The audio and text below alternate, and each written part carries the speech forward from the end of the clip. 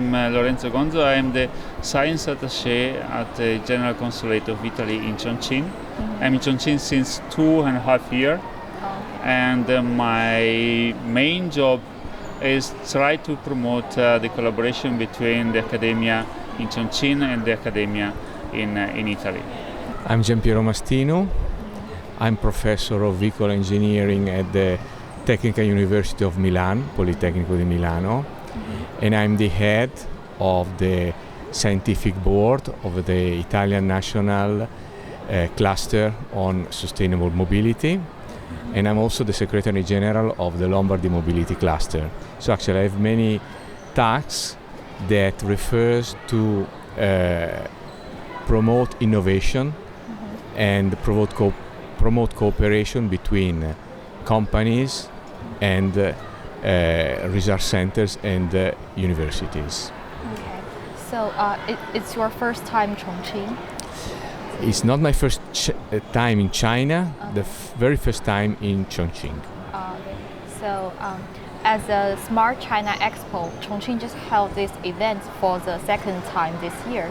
So I'm not sure you guys come to visit this event, but I'd like to ask for your impression of the Smart China Expo. Actually, I have been visiting also the last year edition of Smart China Expo as one of the most important expo on science and technology overall in China, as promoted by the ministry in the central government.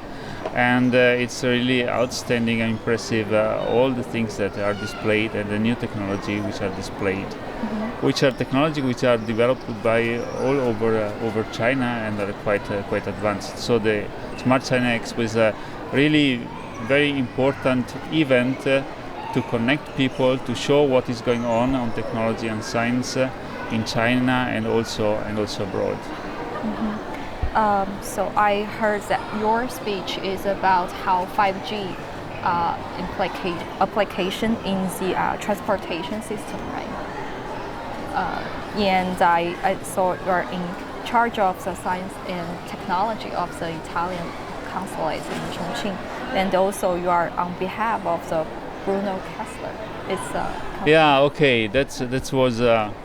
Actually, I have been presenting a project which is funded by the European Union, the coordinator of the project. The project is 25 partners spread all over Europe, and it deals with using existing technologies, 5G too, to deploy on a highway corridor along 3 states, Germany, Austria, and Italy. It's a deployment project, so you have to need to use existing technology and reliable technology. You can't simply just test technology because then they go on vehicles. And it's a very interesting project for the European Union, the European community. It's the longest highway corridor where 5G technology is going to be tested. So this system is on testing right now, right? Or it's on deployment phase. Okay. On deployment phase, there are a lot of infrastructure to be built, and the environment is not such easy because the corridor crossed the Alps, so you have a lot of also natural obstacles like tunnels, like highway, like bridges, and so on. And so you have to provide infrastructure to collect the data in this kind of infrastructure. That is also very challenging. So as a city like Chongqing has a heavy traffic around the downtown area, so do you want to implement this technology into Chongqing, or you're just showing case of this technology in Chongqing? Actually, the Alps area is very much similar to the Chongqing area, and I think that when the project has been deployed in Europe, for sure there will be opportunity of collaboration with China and with Chongqing to try to deploy the project also here. If it is successful, of course, it's a deployment and a testing project. So, what's the achievement of cooperation that we've made in this Smart China Expo this time? Do you have? do you know about between Italy and China? Yeah, okay. We had the signature of two MOUs. One between Cagliari and University of Modena and Reggio Emilia, and this association, which is Modena Automotive Smart Area. It's a MOU of collaboration and exchange of document, exchange of researchers. And then there is another agreement signed between Cagliari and EMQ. EMQ is an Italian company which deals with the testing of cars in different environments. And that's it's two agreements signed between Chongqing and Italy and Cagliari. And then of course there is the Professor Mastino coming here. There are the two professors for University of Modena coming here to try to connect, getting in contact and establishing connection with the university. Tomorrow we will go to visit and to meet the Chongqing University and probably also Chang'an company and Cagliari. So it's an event for establishing contacts, which my office is trying to get on with that. I just wondering what bring you here from Milan Technology, because I saw that your program about smart system, about smart city, I guess, right? How your research involved with to solve the challenges of the air pollution and heavy traffic for the cities. Actually, we are testing 5G in Milan in order to develop a smart city in a city which has a very old historical heritage. China and Italy have very old histories. And actually we have our cities, we have a number of buildings and roads that date back centuries ago, so it is quite difficult to include cars running into cities. So the problem is to define a proper development of 5Gs for such heavy traffic in narrow roads. The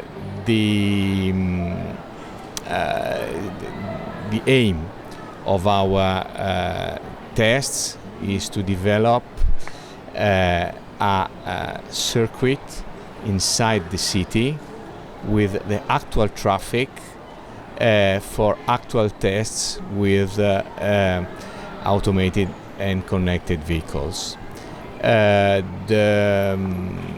For sure, 5G is an enabling technology in this field. But we don't limit the testing to automated and connected vehicles only. As you mentioned, there's the freight transport, the delivery door-to-door with robots that is being tested by means of 5G. Oh, okay. So as Chongqing, I'm not sure if you know about Chongqing city. This city used to be based on a very heavy manufacturing based. Its manufacturing is mainly about the vehicle components. So Chongqing is transforming from the old industry into a smart industry with technologies and like you mentioned before. And I just wondering, do you have any suggestions on this transformation from the old automobile manufacturing industry into a new technology industry? Yes, actually there are new competence centers in Italy that have been launched last year and will be ready in beginning of next year, that aim to transform the old manufacturing systems into the new ones, in which Internet of Things is a key technology. Especially in Italy, we have small, medium enterprises that have to prepare for this technological shift. Of course, universities like Politecnico di Milano, my university, are very much engaged in the technology transfer in order to allow the many small, medium enterprises to be updated with the new technologies. As a professor, have you visited the Chongqing University as well? Not yet, I suppose in the next days. Okay. So what's your impression of this city and this event as well? The event, Smart China Expo, is for sure a key event. I dare say a key event in the world, and I've been really impressed. And Chongqing is an amazing city, in my opinion. Congratulations, very nice site, very nice city. One more question is, I'm wondering about the Intelligent Transportation System Italy 2020. What this program is about? Freight transportation. Okay. The program is now coming to an end, and what we have proposed is a new way to digitalize all the information that are related to the freight transportation in order to speed up the freight transport. And so we have developed as an open system to describe the whole process of after the goods are being produced down to the delivery door to door or on the shelf of the market. And to do that, we have studied a number of sensors that help to monitor the freight transport that are based on onboard units on vehicles and cloud processing of data. So I saw that your speech also mentions the water management, and was a smart system covered is not only the transportation but also some cities management as well. Actually, if you deliver goods, of course you have to interact with the management of a city, but actually that topic was not one of the key topics. We actually modeled how to interact with the local government, the local transportation authorities, but the rule making is out of the scope of this project.